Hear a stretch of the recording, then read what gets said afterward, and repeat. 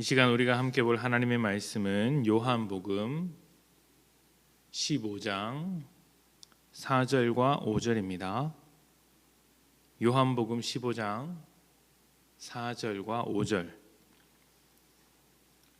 제가 봉독합니다. 내 안에 거하라. 나도 너희 안에 거하리라. 가지가 포도나무에 붙어 있지 아니하면 스스로 열매를 맺을 수 없음 같이 너희도 내 안에 있지 아니하면 그러하리라. 나는 포도나무요 너희는 가지라. 그가 내 안에 내가 그 안에 거하면 사람이 열매를 많이 맺나니 나를 떠나서는 너희가 아무것도 할 수 없음이라. 아멘. 믿음이라는 것은 적극적인 활동 같아 보이지만 사실은 굉장히 수동적인 측면이 많습니다. 일단 구원이 그렇죠. 우리의 적극적인 노력과 선행으로 구원을 얻는 것이 아니라 하나님께서 베풀어 주시는 은혜를 받는 것입니다. 수동적이죠. 또 뜻을 세우고 전력으로 질주하는 인생이 아니라 하나님의 뜻을 듣고 따라가는 인생입니다. 이것도 수동적이라고 할 수 있습니다. 하나님이 앞서고 그 뒤를 쫓아가는 데는 적극적일 수 있지만 우리가 길을 개척하고 만드는 것이 아니라는 측면에서는 수동적입니다. 이렇게 수동적일 수밖에 없는 믿음에 대하여 예수님은 포도나무와 가지의 관계를 들어 설명하셨습니다. 가지가 맺는 열매는 나무와 연결되어 있기 때문입니다. 가지가 스스로 열매를 맺을 수 있는 방법은 없습니다. 만약 열매가 가지 스스로 맺을 수 있는 것이었다면 떨어진 가지도 부러진 가지도 나무로부터 끊어진 가지도 열매를 맺어야 하는데 그런 일은 벌어지지 않죠. 그래서 열매는 가지가 맺는 것이 아니라 나무를 통해 가지가 맺는다, 나무가 맺는 것이라고 할 수 있습니다.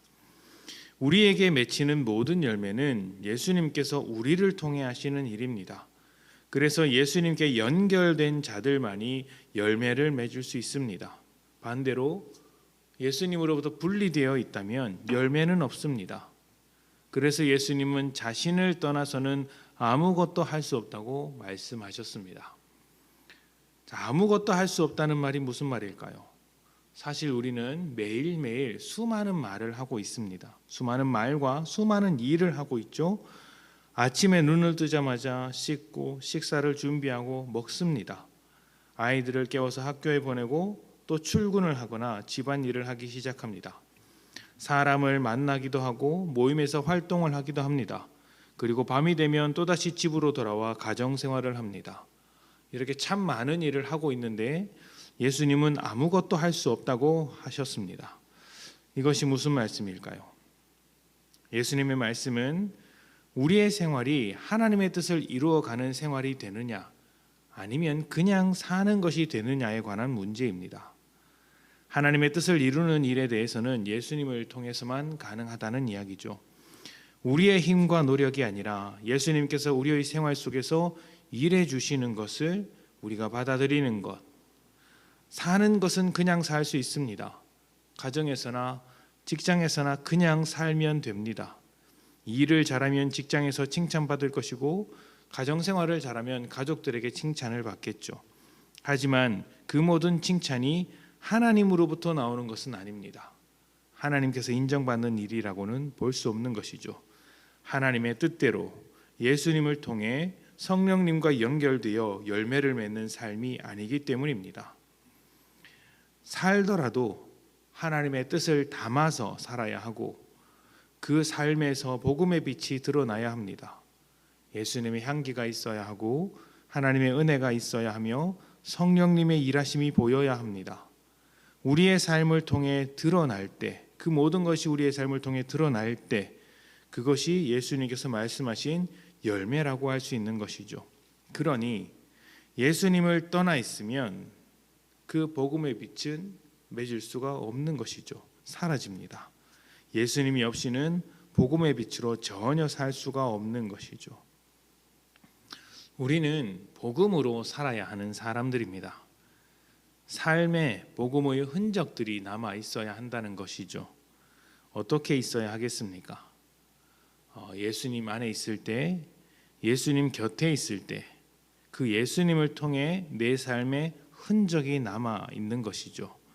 우리의 생각을 예수님께 드리고 우리의 마음도 예수님께 드려야 합니다. 그리고 매일같이 예수님께 연결될 수 있도록 해야 합니다. 예수님과 멀어지지 않도록, 예수님과 떨어지지 않도록 더욱 주님 곁으로 다가가셔야 합니다. 그렇게 주님 곁에서 연결된 자들만이 예수님과 함께 열매를 맺을 수 있다는 사실을 꼭 기억하셨으면 좋겠습니다.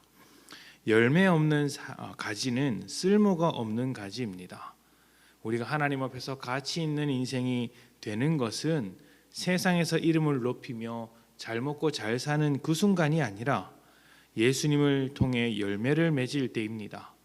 어떤 삶을 살아가든 열매 맺는 가지가 되어서 하나님을 기쁘시게 해드립시다. 예수 안에 거하며 예수님의 열매를 많이 맺는 복된 성도님들이 되시기를 축복합니다. 함께 기도합시다.